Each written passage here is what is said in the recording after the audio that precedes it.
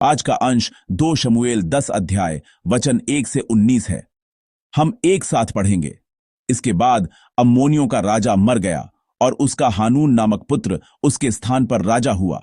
तब दाऊद ने यह सोचा, जैसे हानून के पिता नाहाश ने मुझको प्रीति दिखाई थी, वैसे ही मैं भी हानून को प्रीति दिखाऊंगा।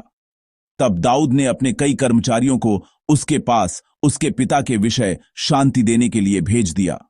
दाऊद के कर्मचारी अम्मोनियों के देश में आए, परंतु अम्मोनियों के हाकिम अपने स्वामी हानून से कहने लगे, दाऊद ने जो तेरे पास शांति देने वाले भेजे हैं, वह क्या तेरी समझ में तेरे पिता का आदर करने के विचार से भेजे हैं?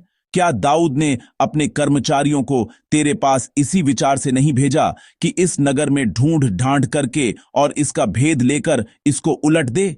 इसलिए हानून ने दाऊद के कर्मचारियों को पकड़ा और उनकी आधी आधी दाढ़ी मुड़वाकर और आधे वस्त्र अर्थात नितंब तक कटवाकर उनको जाने दिया। इसका समाचार पाकर दाऊद ने लोगों को उनसे मिलने के लिए भेजा, क्योंकि वे बहुत लजाते थे। और राजा ने यह कहा, जब तक तुम्हारी दाढ़ियां बढ़ न जाए तब तक यरीहो में ठहरे रहो, तब लौट आना। जब अम्मोनियों ने देखा कि हमसे दाऊद अप्रसन्न है, तब अम्मोनियों ने बेतरहोब और सोबा के 20,000 अरामी प्यादों को और 1,000 पुरुषों समेत माका के राजा को और 12,000 तोबी पुरुषों को वेतन पर बुलवाया। यह सुनकर दाऊद ने योआब और शूरवीरों की समस्त सेना को भेजा। तब अम्मोनी निकले और फाटक ही के पास पांवती बांधी, और सोबा और रहोब के अरामी और तोब और माका के पुरुष उनसे अलग मैदान में थे। यह देखकर कि आगे पीछे दोनों ओर हमारे विरुद्ध पांति बंधी है, योआब ने सब बड़े बड़े इस्राएली वीरों में से बहुतों को छांटकर अरामियों के सामने उनकी पांति बंधाई और अन्य लोगों को अपने भाई अबीशै के हाथ सौंप दिया, और उसने अम्मोनियों के सामने उनकी पांति बंधाई। फिर उसने कहा, यदि अरामी मुझ पर प्रबल होने लगे तो तू मेरी सहायता करना, और यदि अम्मोनी तुझ पर प्रबल होने लगेंगे तो मैं आकर तेरी सहायता करूंगा। तू हियाव बांध और हम अपने लोगों और अपने परमेश्वर के नगरों के निमित्त पुरुषार्थ करें, और यहोवा जैसा उसको अच्छा लगे वैसा करे। तब योआब और जो लोग उसके साथ थे अरामियों से युद्ध करने को निकट गए, और वे उसके सामने से भागे। यह देखकर कि अरामी भाग गए हैं, अम्मोनी भी अबीशै के सामने से भागकर नगर के भीतर घुसे। तब योआब अम्मोनियों के पास से लौटकर यरूशलेम को आया। फिर यह देखकर कि हम इस्राएलियों से हार गए, अरामी इकट्ठे हुए, और हद्देजेर ने दूत भेजकर महानद के पार के अरामियों को बुलवाया, और वे हद्देजेर के सेनापति शोभक को अपना प्रधान बनाकर हेलाम को आए। इसका समाचार पाकर दाऊद ने समस्त इस्राएलियों को इकट्ठा किया और यरदन के पार होकर हेलाम में पहुंचा।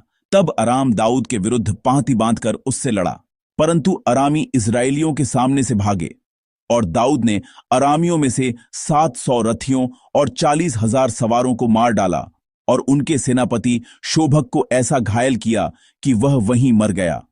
यह देखकर कि हम इस्राएल से हार गए हैं, जितने राजा हद्देजेर के अधीन थे उन सबों ने इस्राएल के साथ संधि की और उसके अधीन हो गए। इसलिए अरामी अम्मोनियों की ओर सहायता करने से डर गए। आमीन। हम 2 शमूएल की पुस्तक में देखते हैं कि राजा दाऊद, जिसने परमेश्वर का अनुग्रह प्राप्त किया था, उस अनुग्रह को बांटने का निरंतर प्रयास करता है। कल के संदेश को देखें तो हमने दाऊद को योनातान के पुत्र मफीबोशेत पर अनुग्रह करते देखा, और आज के पाठ में भी हम उसे अपने पड़ोसी देश अम्मोन पर अनुग्रह करने का प्रयास करते देखते हैं। इसमें कहा गया है कि अम्मोनियों का राजा मर गया और उसका पुत्र हानून उसके स्थान पर राजा बना। अंतर्राष्ट्रीय राजनीति में ऐसी स्थिति जहां एक राजा मर जाता है और उसका पुत्र सिंहासन पर बैठता है, किसी देश की सुरक्षा के लिए अत्यधिक खतरनाक मानी जा सकती है।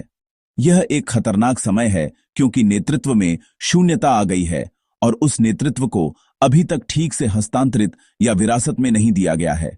यह वह अवधि है जब दुश्मन सेना के हमला करने पर भी ठीक से मुकाबला करना मुश्किल होता है। अन्य देशों के दृष्टिकोण से अम्मोन पर हमला करने के लिए अभी से बेहतर कोई समय नहीं है। हालांकि दाऊद की सोच अलग थी। दाऊद अम्मोन राष्ट्र पर अनुग्रह कर रहा है जो एक राजा के मरने और दूसरे के स्थापित होने के संकट में है। दाऊद अम्मोन के मृत राजा के लिए शोक व्यक्त करने के लिए अपने लोगों को अम्मोन राष्ट्र में भेजता है। उसने अनुग्रह दिखाया। उसने तलवार और भाले नहीं बल्कि सुलह और शांति का हाथ बढ़ाया। लेकिन किसी तरह अम्मोन राष्ट्र उस सद्भावना और अनुग्रह को ठुकरा देता है जो दाऊद ने बढ़ाया था। उन्होंने गलती से सोचा कि दाऊद के लोग जो शोक व्यक्त करने आए थे उनकी जासूसी करने आए थे, इसलिए वे शोक मनाने वालों की दयनीय दुर्दशा करते हैं। वे दाऊद के दूतों को पकड़ लेते हैं, उनकी आधी दाढ़ी मूंड देते हैं और उनके कपड़ों को नितंबों तक काट देते हैं। संक्षेप में, उन्होंने उनकी पैंट इतनी काट दी कि उनके पिछले हिस्से दिखाई देने लगे। हम कह सकते हैं कि इस व्यवहार ने दूसरे पक्ष का सबसे बड़ा संभव अपमान किया। फिर इसमें कहा गया है कि उन्होंने शोक मनाने वालों को वापस इज़राइल भेज दिया। उनके कार्य आपको कैसे लगते हैं? क्या इसका कोई अर्थ निकलता है? कोई आश्चर्य कर सकता है कि वे शोक व्यक्त करने आए लोगों को जासूस समझने की गलती कैसे कर सकते हैं? यह हमें यह सोचने पर भी मजबूर करता है कि क्या वे मूर्ख लोग हैं जो यह भी नहीं सोच सकते कि आगे क्या होगा उनके द्वारा किए गए इस अत्याचार के संबंध में। मैं आपको बता सकता हूं कि यह ठीक ठीक दर्शाता है कि जिस व्यक्ति ने परमेश्वर का अनुग्रह प्राप्त किया है वह उस व्यक्ति से कैसे भिन्न है जिसने परमेश्वर का अनुग्रह प्राप्त नहीं किया है। जिस व्यक्ति ने परमेश्वर का अनुग्रह प्राप्त किया है वह दूसरे व्यक्ति की कमजोरी को अपने अवसर के रूप में उपयोग नहीं करता है। वह व्यक्ति जो दूसरे की कमजोरी को ढकता है और शांति का हाथ बढ़ाता है वह परमेश्वर का अनुग्रह प्राप्त व्यक्ति है। दाऊद ने ऐसा किया। दूसरी ओर, उस व्यक्ति के बारे में क्या जो परमेश्वर के अनुग्रह को नहीं जानता है? शायद ऐसा इसलिए है क्योंकि वे जानते हैं कि वे कमजोर हैं, लेकिन वे अत्यधिक रक्षात्मक रवैया दिखाते हैं। उन्हें विश्वास है कि जो हाथ उनकी मदद करने की कोशिश कर रहा है वह उन्हें नुकसान पहुंचाने की कोशिश कर रहा है, और वे तर्कहीन और समझ से बाहर व्यवहार दिखाते हैं। और वे आगे क्या होगा इस बारे में न सोचने का मूर्खतापूर्ण रवैया भी दिखाते हैं। जो लोग परमेश्वर के अनुग्रह को जानते हैं और जो नहीं जानते हैं वे आकाश और पृथ्वी के समान एक दूसरे से बिल्कुल भिन्न हैं। आपके बारे में क्या? हमारे बारे में क्या? क्या हम वे हैं जिन्होंने परमेश्वर का अनुग्रह प्राप्त किया है? क्या परमेश्वर का अनुग्रह हमारे भीतर गहराई से बसा हुआ है? दाऊद की तरह हम भी ऐसे लोग हैं जिन्होंने परमेश्वर के उद्धार और चुनाव का अनुग्रह प्राप्त किया है। हम वे हैं जिन्होंने यह अनुग्रह प्राप्त किया है कि हम जहां भी जाते हैं वह हमेशा हमारे साथ रहता है और हमें विजयी बनाता है। इसलिए दाऊद की तरह हमें भी अनुग्रह और दया दिखाने, अपने आसपास के पड़ोसियों, विशेष रूप से कमजोर लोगों की मदद करने और शांति का हाथ बढ़ाने का जीवन जीना चाहिए। हमें यह नहीं सोचना चाहिए कि अनुग्रह दिखाने का जीवन जीने से संघर्ष के बिना एक शांतिपूर्ण जीवन सामने आएगा।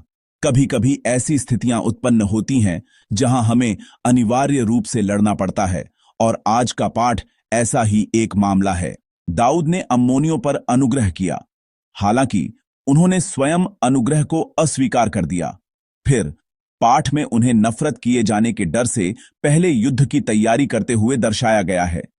अम्मोन राष्ट्र पहले युद्ध शुरू करता है, इसलिए दाऊद ऐसी स्थिति में है जहां उसके पास लड़ने के अलावा कोई विकल्प नहीं है। अम्मोन राष्ट्र युद्ध जीतने के लिए भाड़े के सैनिकों को भी काम पर रखता है। इसमें दर्ज है कि उन्होंने 20,000 पैदल सैनिकों, माका के राजा के 1,000 लोगों और तोप के 12,000 लोगों को काम पर रखा। कुल संख्या 33,000 है। हम देखते हैं कि इज़राइल पर हमला करने के लिए एक काफी बड़ी संख्या को काम पर रखा गया था और तैयार किया गया था। इसकी तुलना में इज़राइलियों की संख्या अपेक्षाकृत कम है।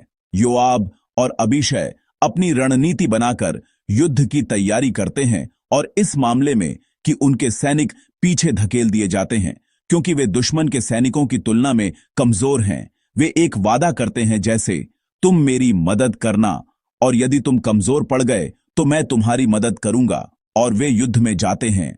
युद्ध में जाने से पहले योआब अबीशै से यह कहता है। आइए इसे एक साथ पढ़ें। तू हियाव बांध और हम अपने लोगों और अपने परमेश्वर के नगरों के निमित्त पुरुषार्थ करें और यहोवा जैसा उसको अच्छा लगे वैसा करे। आमीन। योआब अबीशै से घोषणा करता है, हियाव बांध। मुझे आश्चर्य है कि क्या उनके दिलों में डर या चिंता की भावना रही होगी। डरना स्वाभाविक है। जब दो राष्ट्र अम्मोन और अराम सेनाओं में शामिल होते हैं और हमला करते हैं तो डर महसूस करना स्वाभाविक हो सकता है। लेकिन महत्वपूर्ण बात यह है कि डर के बावजूद वे साहसपूर्वक युद्ध के मैदान में कदम रख सके, और इसका कारण यह है कि लड़ाई उनकी अपनी लड़ाई नहीं है बल्कि परमेश्वर की लड़ाई है। क्योंकि यह एक ऐसी लड़ाई जहां परमेश्वर उनके साथ लड़ता है, वे इस विश्वास के साथ आगे बढ़े कि परमेश्वर जिम्मेदारी लेगा। इसलिए वे कह सकते थे, हियाव बांध, और इसलिए वे साहसपूर्वक आगे बढ़ सके। वह यह भी घोषणा करता है कि लड़ाई व्यक्तिगत इच्छा के लिए नहीं है बल्कि इज़राइल के लोगों और परमेश्वर के नगरों के लिए है। युद्ध का परिणाम क्या हुआ? यह व्यर्थ में समाप्त हो गया। इज़राइल की सेना केवल लड़ने के लिए बाहर गई थी, लेकिन सभी दुश्मन भाग गए। इस तरह खून की एक बूंद बहाए बिना लड़ाई समाप्त हो गई। यह काफी दिलचस्प है ना? निश्चित रूप से इसलिए भाड़े के सैनिकों को इकट्ठा नहीं किया गया था। युद्ध के इतने अप्रत्याशित रूप से समाप्त होने का कारण केवल एक ही तरह से समझाया जा सकता है। इसे केवल इसी तरह समझाया जा सकता है कि परमेश्वर उनके लिए लड़ा। अपना जीवन बचाने के लिए युद्ध शुरू करने वाला अम्मोन राष्ट्र युद्ध में हार गया। अपनी स्वार्थी इच्छाओं के लिए लड़ाई वास्तव में बदसूरत है, लेकिन इज़राइल ऐसा नहीं था। वे इज़राइल के लोगों और परमेश्वर के नगरों की रक्षा के लिए और परमेश्वर के नाम पर साहसपूर्वक बाहर गए, और जब उन्होंने ऐसा किया तो वे जीतने में सक्षम हुए। वे जीत गए क्योंकि परमेश्वर उनके साथ लड़ा। हम मसीही दाऊद की तरह अनुग्रह दिखाने का जीवन जीते हुए जहां तक संभव हो संघर्ष से बचने का जीवन जीना चाहिए। हालांकि एक बात है, परमेश्वर के राज्य और धार्मिकता के लिए एक लड़ाई जिससे कभी नहीं बचना चाहिए। हमें जिससे लड़ना है वह मांस और लहू नहीं है। हमारी लड़ाई केवल परमेश्वर के राज्य और धार्मिकता को खोजने की लड़ाई होनी चाहिए, परमेश्वर का नाम प्रकट करने की लड़ाई। हमें इस लड़ाई को कभी नहीं रोकना चाहिए। हमें दुनिया के आखिरी दिन तक इस लड़ाई को लगातार लड़ना चाहिए। परमेश्वर के राज्य और धार्मिकता को खोजने और परमेश्वर के नाम के लिए उस लड़ाई का क्या अर्थ है? यह और कुछ नहीं बल्कि संप्रभुता का प्रश्न है। मेरे जीवन की संप्रभुता किसके पास है? मेरे जीवन में प्राथमिकताएं क्या हैं? यदि परमेश्वर के अलावा कोई और चीज वह स्थान ले रही है तो उसे छोड़ने के लिए हमारे बीच एक लड़ाई और एक संकल्प होना चाहिए। हमें हर दिन उसके लिए लड़ने में सक्षम होना चाहिए। दाऊद और इज़राइल की सेना उसी के लिए लड़े। वे अपना जीवन बचाने के लिए नहीं लड़े। यदि ऐसा होता तो वे शोक व्यक्त करने जाने के बजाय पहले ही लड़ाई शुरू कर देते। उन्होंने जो लड़ाई लड़ी वह परमेश्वर की महिमा की लड़ाई थी। उस स्थिति में जहां परमेश्वर का नाम जमीन पर रौंदा गया और अपमानित किया गया, उन्होंने परमेश्वर के लोगों और नगरों की रक्षा के लिए बहादुरी से घोषणा की और आगे बढ़े। जो लोग अनुग्रह को नहीं जानते वे अपने लाभ और आनंद के लिए लड़ते हैं, लेकिन जो लोग अनुग्रह को जानते हैं वे परमेश्वर की महिमा के लिए लड़ते हैं। आज हमें दिए गए जीवन के स्थान पर मैं पूरी लगन से विनती करता हूं कि हम सभी अनुग्रह प्राप्त करने वालों की तरह परमेश्वर की महिमा के लिए एक पवित्र लड़ाई लड़ते हुए लगातार जिएं। मुझे आशा है कि हम ऐसे लोग बनेंगे जो अपने जीवन में उन सभी चीजों को अपना स्वामी बनाने से इनकार करने की लड़ाई लगातार लड़ते हैं, केवल परमेश्वर को अपना स्वामी बनाते हैं और परमेश्वर के वचन के अनुसार जीते हैं। मैं पूरी लगन से विनती करता हूं कि हम सभी परमेश्वर को उसके उचित स्थान पर रखते हुए जिएं और केवल परमेश्वर को ही पूर्ण महिमा और धन्यवाद अर्पित करें।